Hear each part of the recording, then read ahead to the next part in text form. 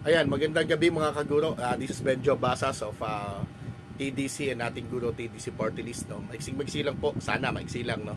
Kasi kanina po, no, ngayong April 29, ay naglabas ang Department of Education nitong DepEd Order number 5 Series of 2024. Ito yung tungkol doon sa workload at doon po sa payment of teaching overload o yung overtime pay na sinasabi natin. Ano? Ngayon, ang tanong po dyan ay okay ba ito sa atin? At unang-una po, na gusto natin i-appreciate, no, na for the longest time, no, na hindi to pinapansin o walang malinaw, no, na polisiya po dito. Ngayon ay naglabas na yung DepEd na babayaran yung overtime pay, no. Ito may budget naman, in fact, no, ng mga nakalipas na mga taon na po, hindi lang po na-implement talaga, no. Pero may mga provisions po, no, itong DepEd order po na ito na mukhang delikado, no. Kapag kasi sinabi ko pong delikado talaga, no. At marami na po tayong pinagdaanan, no, tungkol dito sa usapin ng Magna Carta. By the way, ito po ay hango, no, doon sa provisions ng Magna Carta na sections at 13 and 14. Tungkol yan doon sa working hours at tungkol po doon sa overtime pay, no, or additional compensation. Delikado po ito in the sense na unang-una doon sa definition pa lamang, no, ng teaching overload. Ang sinasabi niya dito, no, yung teaching overload ay yung lampas doon sa prescribed, no, na 6 hours, no, of actual classroom teaching.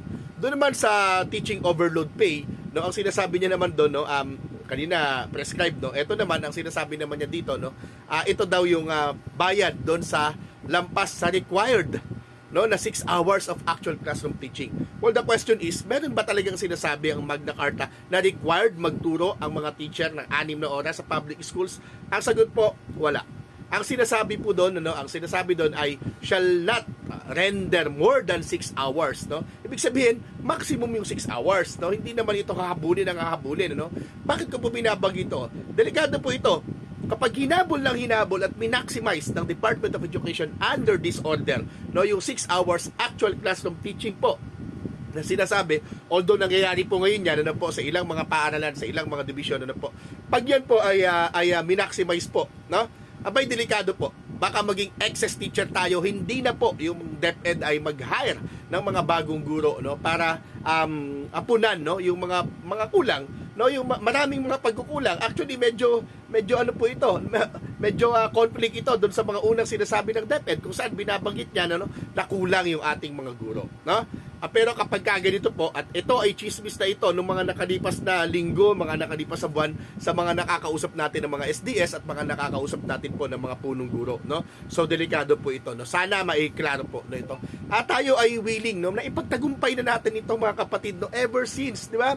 We have of course, no, yung CSC resolution, ano, 080096, no, at yung dalawang issuances ng DepEd Memorandum 291 at DepEd Order number 16, ano, 2008 and 2009 respectively, no. Ito po ay tumutugon dito rin po sa provision ng Magna Carta sections 13 and 14. Dangan nga lamang doon sa mga binanggit ko po niya, no, doon sa DepEd issuances ng 2008 to 2009, ito po ay service credit dito, at least overtime pay na sinasabi. Pero delikado po yung mga tinutuntungan, yung mga salita dito, at marami pa pong iba, pero hindi ko mako-cover ngayon, no, dito sa aking pagtalakay. Alam niyo mga kapatid, nagkasakit ako talaga kanina pagka uwi ko galing sa hearing, no, doon sa House of Representatives, no. And then bukas, no, meron po tayong another hearing sa Senado naman. Tungkol yan po doon sa old school calendar, sorry, pagbabalik, no, return to old school calendar. Yun lamang po muna. Magandang gabi. Maraming salamat, at ito wala nang edit to, no. Mabuhay po tayong lahat mga kapatid na